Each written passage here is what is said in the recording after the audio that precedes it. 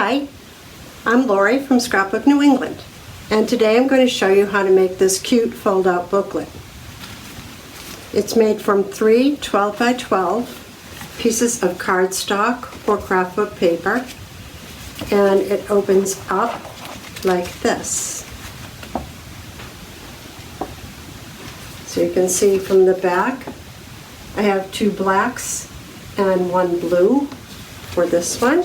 This is a card I made for my husband, so you can decorate these triangles or squares with more pictures if you want. In this card I had a picture of us and a little journaling, and then a variety of papers that I cut into triangles to put on those particular parts of the fold. And then it folds up just like this. To tie it closed, I put a string on the back, a twine, and then you can tie it in a knot right on the front. That's one way to close it if you want to close it. This is another one I made for my granddaughter, and this was made from scrapbook paper that's colored on both sides. And that's a good idea if you want your back to be already decorated, not to use a paper that has just white on the back. So this one opens up like this, and in this one I used lots of pictures. Some of the pictures I cut in half so that I could get both of them on the area that I wanted to include. And you can use a variety of embellishments and papers inside that. If you wanted to, you could even add pictures to the back, because a lot of it will be folded up. So let's get started. I'll show you how to do this. It's actually quite easy. Alright, so to start with, you need 3 pieces of cardstock or 12 by 12 paper. It's good to have the center one be different than the 2 opposing sides, just because it's easier to follow as we go along. So the very first thing we're going to do, and you'll notice I have them laid out just like this. I'd like you to lay your paper out like that first, okay? And we're going to fold each of these papers diagonally. So point to point. You can use a scoring tool, or you can crease it on your own. I like to do it this way. It's important that we work the folds back and forth a few times to be sure you get a nice, clean, crisp line there. And we're only folding it once. So each sheet is folded diagonally once.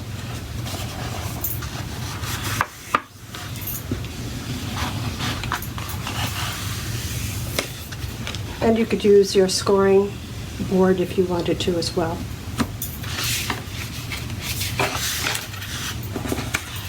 And lastly,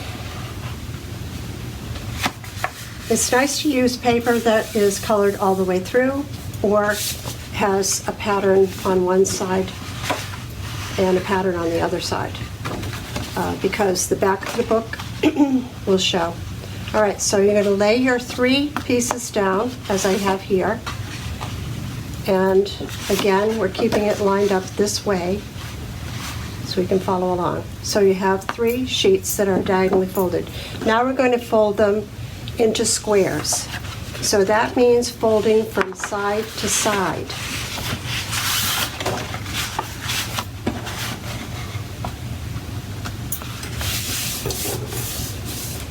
This way, and then again.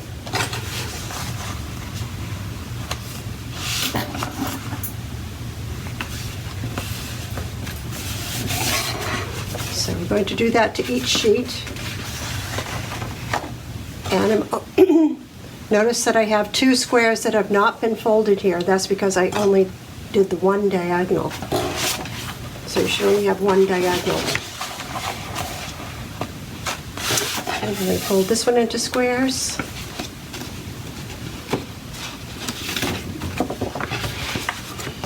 Open it up and fold it this way. It's much easier with cardstock.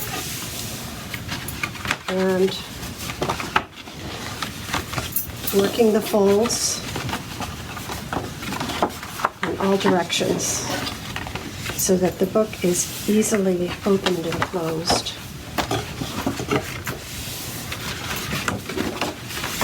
and then my last sheet.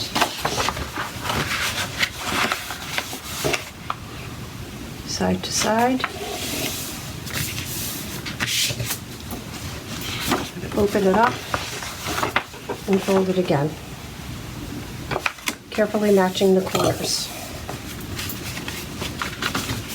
And then I'm going to work these folds back and forth.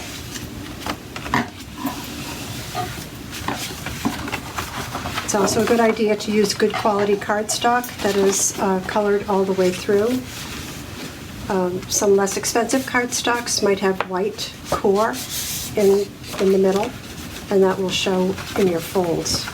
So it's better to use a good quality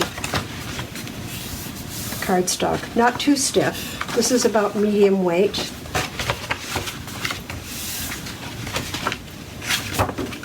And I'm working those folds. Okay. And the diagonal as well should be worked.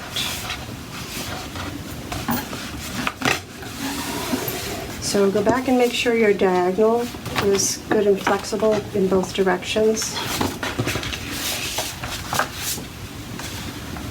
Okay, so our centerpiece, it's good to use a different color just to help keep yourself lined up. What we're going to do is, this is a square, these are squares. These two are triangles. There's two triangles here and two triangles here.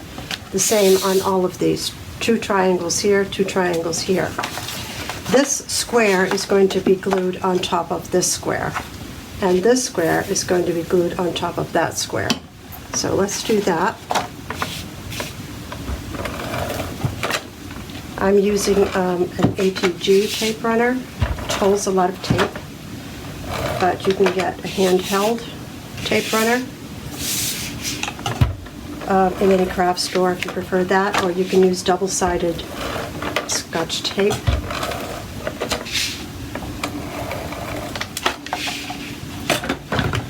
Okay, so I applied glue to each of those, and now I'm going to apply my end piece square on top of square.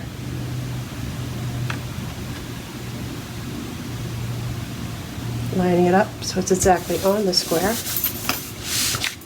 and then square on top of square.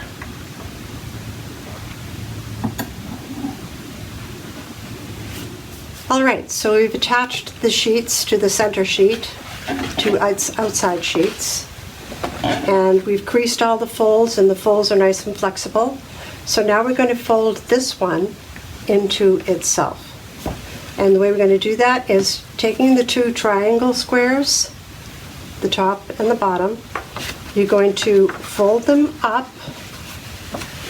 towards each other. So point to point. Fold it down, bring the outside square down, press down. And that side of the book is done. Let's do that to the other side now. Again, bringing the diagonal pieces toward each other. So the diagonal is coming toward itself, point to point, like that. Again, bringing the points up to meet each other. You're going to lay them down, right flush to each other, and bring that outside square down and fold it down. We're almost there. So now the center one is going to fold back.